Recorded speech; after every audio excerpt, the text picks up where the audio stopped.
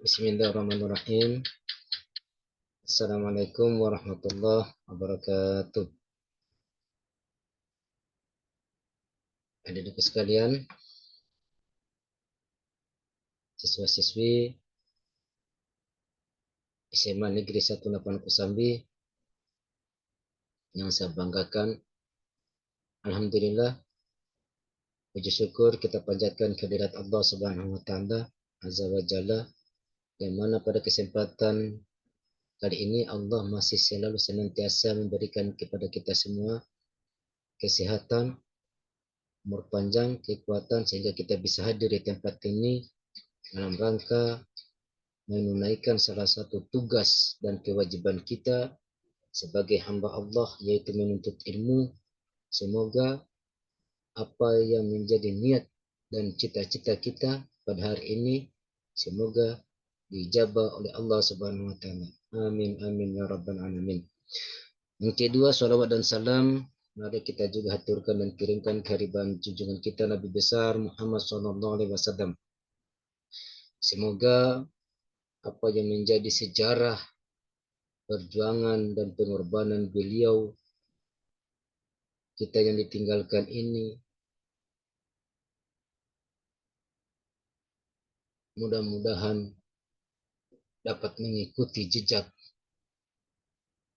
sejarah perjuangan beliau, dan kita sebagai umatnya akan rindu kepada baginda kita Nabi besar Muhammad SAW.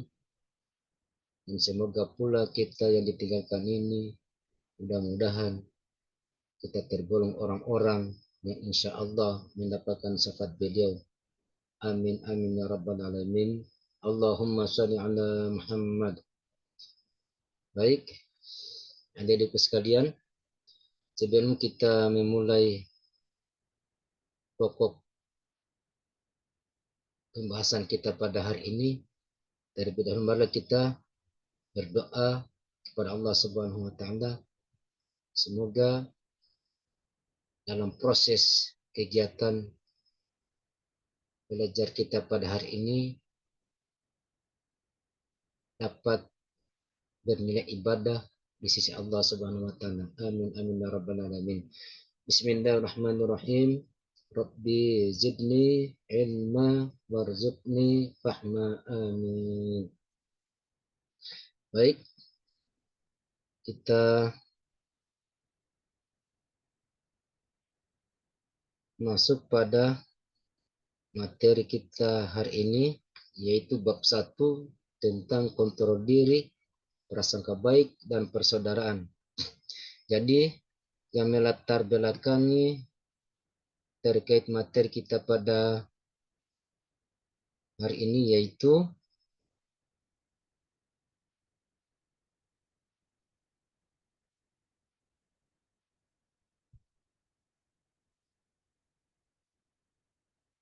Allah Subhanahu wa taala menurunkan Al-Qur'an supaya manusia membaca, memahami, dan menjadikan Al-Qur'an sebagai pedoman hidup serta mengamalkan isi kandungannya dalam kehidupan sehari-hari.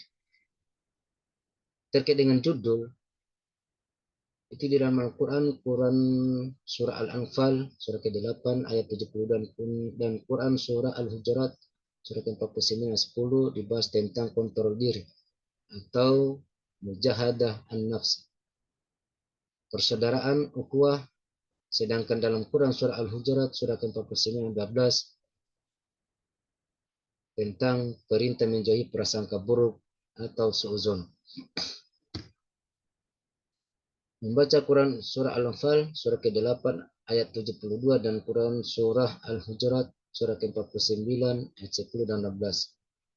Yang perlu diperhatikan adalah bagaimana kemudian ketika kita membaca Quran surah Al-Anfal surah ke-8 ayat 70 dan Quran surah Al-Hujurat surah ke-49 ayat 10 ini, betul-betul kita perhatikan yang namanya makhrajul huruf, panjang pendek, dan ketentuan tajwid.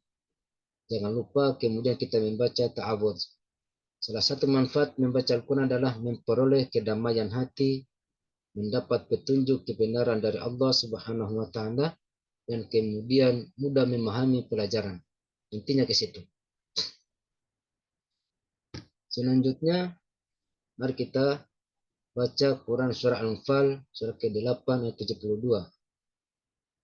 A'udzu billahi minasyaitonir rajim. Bismillahirrahmanirrahim. Innal ladzina amanu wa hajaru wa jahadu bi amwalihim wa anfusihim في سبيل الله والذين آمنوا والنصارى أولئك بعضهم أولياء بعض والذين آمنوا ولم يهاجروا ما لكم من ولايتهم من شيء حتى يهاجروا وإن استنصروكم في الدين فعليكم النصر إلا على قوم بينكم وبينهم ميثاق والله بما تعملون بصير.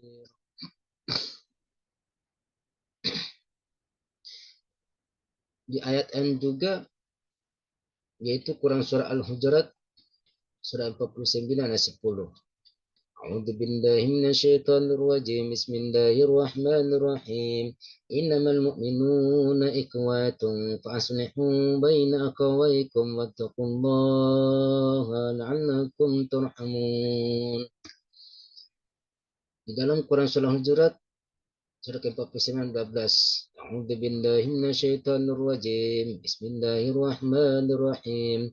Ya ayyuhalladzina amanu jtanibu katsiran minadh-dhanni inna ba'da dhanni ithmun wa la tajassasu wa la yaqtab ba'dukum ba'dha ayuhibbu ahadukum an yakula lahama akhihi mitan fakarihtumuh wattaqullah innallaha tawwabur rahim. Analisis isi kandungan Quran surah Al-Anfal surah ke-8 dan 72 berisi perintah Allah Subhanahu wa taala. Yang pertama adalah orang-orang sedang berjuang di jalan Allah Subhanahu wa taala seperti sedangkan hijrah dan berjihad dengan jiwa dan raga di jalan Allah Subhanahu wa taala. Kedua, orang-orang beriman di Mekah yang melakukan hijrah, orang-orang beriman di Madinah tidak berkewajiban untuk memberikan pertolongan.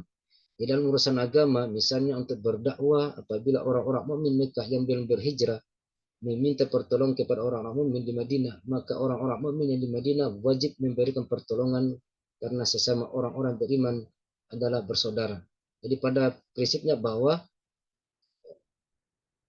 isi kandungan Quran surat Al-Anfal surat ke-8 dan 72 ini poin pentingnya adalah bagaimana kemudian kita sebagai orang-orang mukmin tidak memandang suku, tidak memandang budaya, tidak memandang ras. Ketika dia beriman kepada Allah Subhanahu wa taala, itulah adalah saudara kita. Dan kita harus memberikan pertolongan kepada saudara-saudara kita yang membutuhkan. Sedangkan isi kandungan Quran surah Al-Hujurat 49 ayat 12 asbabun nuzulnya, penyebab dari turunnya Quran surah Al-Hujurat ini, yaitu diriwayatkan Ibnu Munzir dari Ibnu Jurayj bahwa ayat ini turun berkaitan dengan Salman Al-Farisi yang makan kemudian tidur lalu mendengkur. Yang kedua, asbabun nuzul ketika pembebasan kota Mekah, Bilal naik ke atas Ka'bah kemudian mengumandangkan azan. Sebagian orang mengatakan, apakah hamba sahaya yang hitam ini berani azan di atas Ka'bah? Dan lain-lain. Dan Allah menurunkan firman-Nya, hai manusia, sesungguhnya kami ciptakan kalian dari laki-laki dan perempuan. Yang ketiga, Allah memerintahkan kepada umat Islam untuk senantiasa bersikap husnuzon, prasangka baik. Jadi kita sebagai hamba Allah Subhanahu wa taala tentu tak lepas dari yang namanya ujian dan musibah. Terkadang ujian dan musibah itu ada yang sifatnya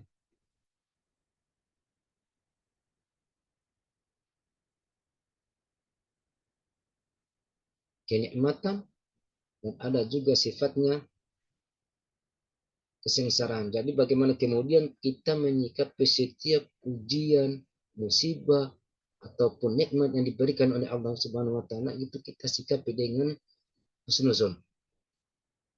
Sikap husnuzon dan suuzon dapat muncul dalam perilaku manusia kebanyakan berkaitan nikmat Allah SWT. Seperti saya sampaikan tadi bahwasannya setiap nikmat yang diberikan oleh Allah Subhanahu wa taala, entah itu nikmat kesehatan, nikmat umur panjang, dan ketika juga kita manusia, artinya bahwa sesuatu yang kita kerjakan, sesuatu yang kita usahakan, kita belum melibatkan, belum mendapatkan ataupun belum memperoleh sesuatu kenikmatan sesuai dengan hasil jerih payah kita, maka bagaimana kemudian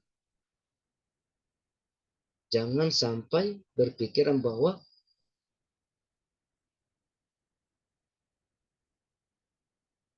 jangan sampai kita berpikiran seuzon kepada Allah Subhanahu wa taala, karena pada prinsipnya Allah merencanakan sesuatu yang tidak ditahu oleh manusia.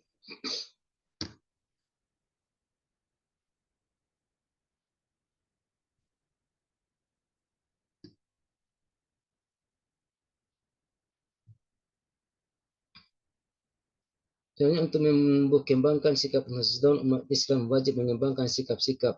Yang pertama, menyadari bahwa semua kenikmatan dari Allah Subhanahu wa taala. Jadi apapun yang kita dapatkan, apapun yang kita miliki, nikmat umur panjang, kesehatan, rezeki, jabatan dan lain sebagainya itu sumbernya dari Allah Subhanahu wa taala. Tidak ada manusia di dunia yang bisa memberikan rezeki kecuali Allah Subhanahu wa taala. Yang kedua, menyadari bahwa Allah Subhanahu wa taala akan memberikan kenikmatan sesuai jerih payah yang dilakukan oleh manusia. Jadi pada prinsipnya bahwa manusia itu ditekankan kemudian untuk bagaimana berusaha, bekerja. Jadi sesuatu yang kita hasilkan itu sesuai dengan yang kita usahakan. Menyadari bahwa ketika Allah memberikan nikmat kepada seseorang, pada saat seseorang bekerja dengan sungguh-sungguh, bagaimana kemudian untuk mencapai sesuatu yang maksimal, terkadang kita mengharapkan sesuatu yang nilai lebih, tetapi kita tidak pernah berpikir bahwa untuk mencapai ke situ kita tidak pernah melakukan sebuah usaha kerja keras untuk mencapai sesuatu nikmat ataupun hasil yang maksimal. Memahami manfaat husnuzon dan bahaya suuzon dalam kehidupan, memperdalam belajar ilmu agama Islam, mengembangkan sikap ihsan, artinya menghadirkan Allah dalam setiap sehari-hari, berteman dengan orang-orang yang suka husnuzon dan menjauhi teman dari orang-orang yang suka suuzon. Kesadaran perilaku yang harus dikembangkan dan yang harus dijauhi dalam kehidupan sehari-hari. Analisis kandungan Quran Surah Hujurat Surah ke-49 10 asbabun nuzulnya. Ketika Muhammad SAW naik keledai pergi menuju rumah Abdullah bin Ubay, seorang munafik, berkata Abdullah bin Ubay, "Inna engkau dariku, demi Allah aku terganggu dengan keledaimu ini." Seorang Ansar berkata, "Demi Allah keledainya lebih harum baunya daripada engkau." Amarahlah anak buah Abdullah bin Ubay kepadanya, sehingga timbullah kemarahan kedua belah pihak dan terjadi perkelahian. Maka turunlah Quran Surah Al-Jarat Surah 49 memerintahkan agar memberhentikan perangan dan menciptakan perdamaian. Ada dua orang muslim bertengkar, maka marahlah kedua pengikut kaum ini dan berkelahi dengan menggunakan tangan dan sandal. Kemudian Quran Surah Al-Hujurat Surah 49 ayat 9 sampai 10 memerintahkan agar menghentikan perkelahian dan menciptakan perdamaian. Ada dua orang Ansor yang sedang tawar-menawar dalam memperoleh haknya, sehingga terjadilah pertengkaran hingga pertumpahan darah.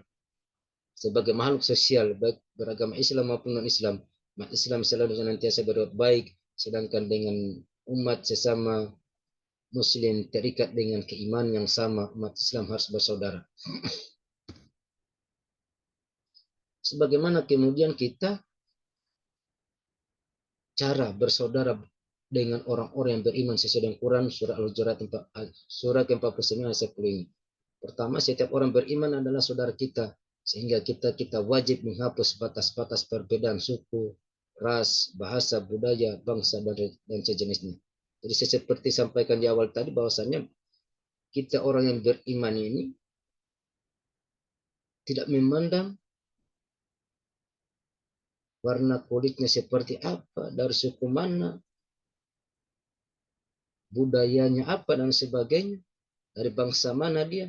Tapi ketika dia menyandang status sebagai orang yang beriman kepada Allah Subhanahu, itulah saudara kita.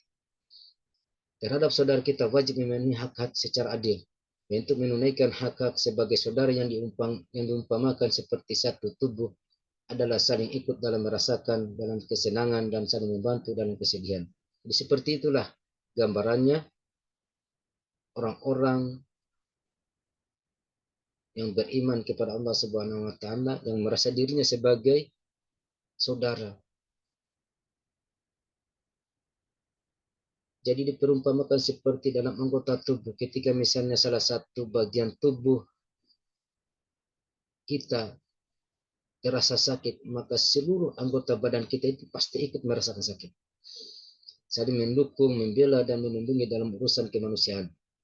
Jadi disadari ataupun tidak disadari bahwasanya kita manusia ini adalah makhluk sosial. Kita harus saling membantu, mendukung, melindungi. Terhadap saudara kita wajib saling membantu dan saling meringankan kesulitan. Jadi seperti itulah prinsip. Kalau merasa dirinya beriman kepada Allah Subhanahu wa taala, kita bantu orang-orang saudara-saudara kita yang lagi kesusahan, supaya mereka juga merasakan kebahagiaan seperti apa yang kita rasakan.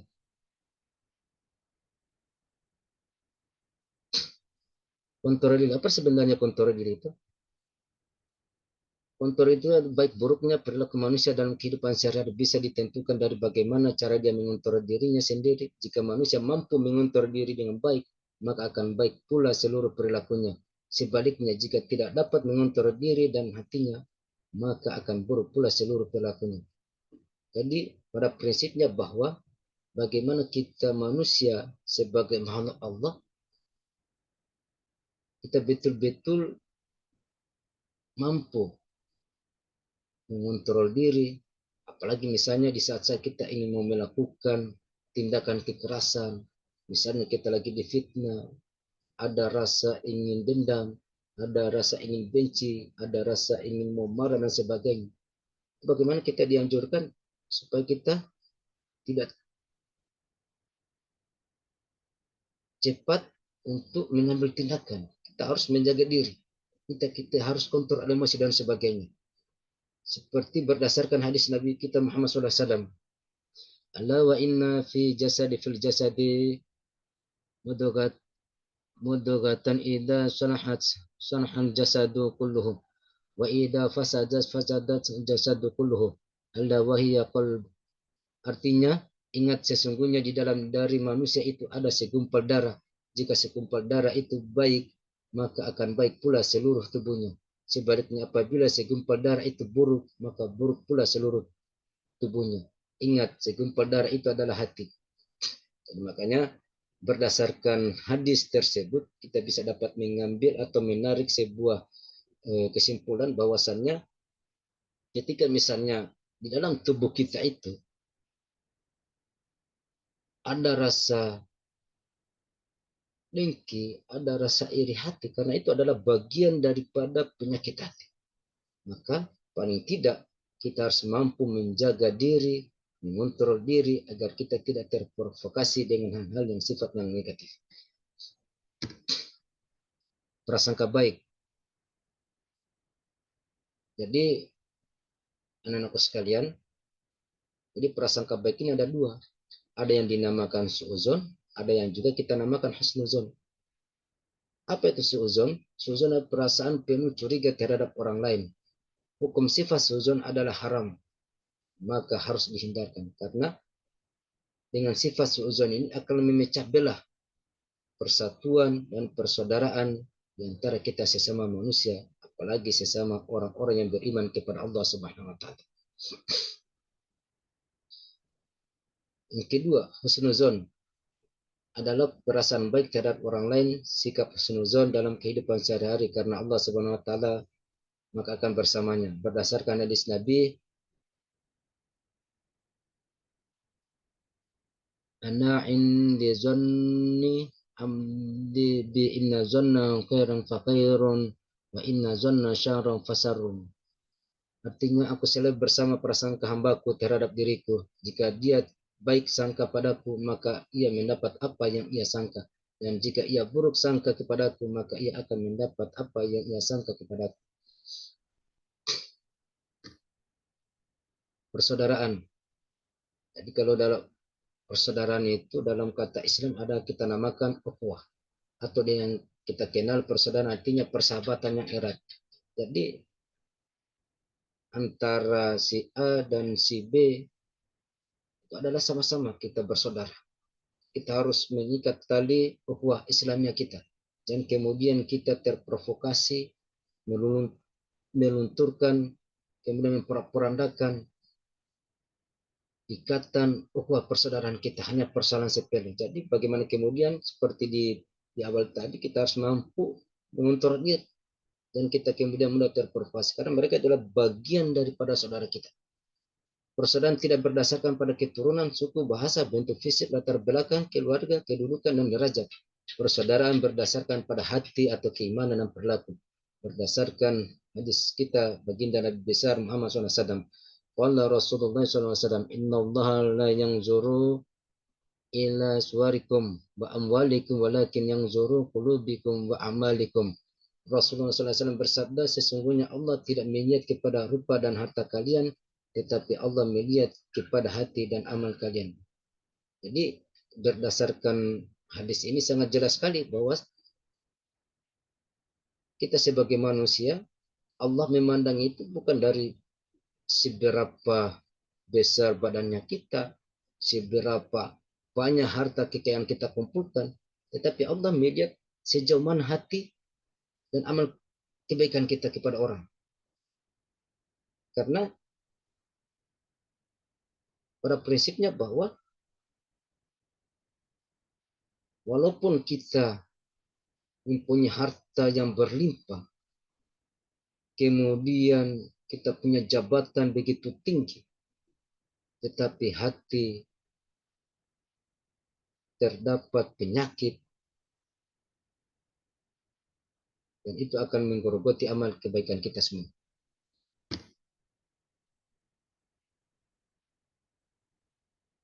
Terus setelah kita mempelajari kontrol diri, terus prasangka baik, kemudian persaudaraan, apa sih manfaatnya itu? Yang pertama, terhindar dari perbuatan dosa. Saya kira itu jelas. Terhindar dari hal-hal yang dapat merugikan diri sendiri dan orang lain, terhindar dari sifat egois, terhindar dari sikap sombong, menyehatkan rohani. Manfaat perilaku prasangka baik, terhindar dari sikap iri dan dengki terhadap nikmat yang diperoleh orang lain, hati menjadi lebih tenang, selalu berpikir positif, mudah bersaudara dengan orang lain. Manfaat perilaku persaudaraan dapat memperbanyak teman dan saudara, dapat menambah dan menjalin relasi yang lebih baik lagi, dapat mempererat jalinan kekeluargaan dan persaudaraan sesama manusia. Jadi itulah beberapa manfaat dari 3 tema tadi, yaitu kontrol diri, prasangka baik, serta dengan persaudaraan. Jadi sebelum kita akhiri materi kita pada hari ini, sebagai kesimpulan, kita sebagai makhluk Allah, makhluk ciptaan Allah Subhanahu wa taala, bagaimana kita menanamkan nilai-nilai rasa persaudaraan di antara kita, memiliki sikap husnuzon, kita jauhkan sikap suuzon kepada siapa saja, kepada orang lain, lebih-lebih kepada Allah Subhanahu wa taala. Kemudian bagaimana kita mampu mengendalikan diri ketika kita didominasi rasa amarah yang begitu mendalam. Kemudian yang terakhir, bagaimana kita melihat saudara-saudara kita. Karena bagaimanapun ketika kita berada dalam satu wilayah, satu kampung, di mana di situ adalah notabene orang-orang yang beriman kepada Allah Subhanahu wa taala, jangan kita pandang dari suku, mana dia, budaya apa yang dia lakukan, warna kulitnya apa. Ketika dia adalah menyandang status lagi saya sampaikan, ketika dia beriman kepada Allah Subhanahu wa taala, itulah saudara kita, tidak memandang suku, ras dan budaya. Jadi mungkin itu saja pertemuan kita pada kesempatan kali ini. Semoga Allah selalu senantiasa memberkati kita semua, memberikan umur panjang kepada kita semua, sehingga kita bisa bertatap muka lagi di kesempatan lain. Semoga kita bisa berkumpul lagi di lain kesempatan. Dari saya, akhirul kalam, assalamualaikum warahmatullahi wabarakatuh.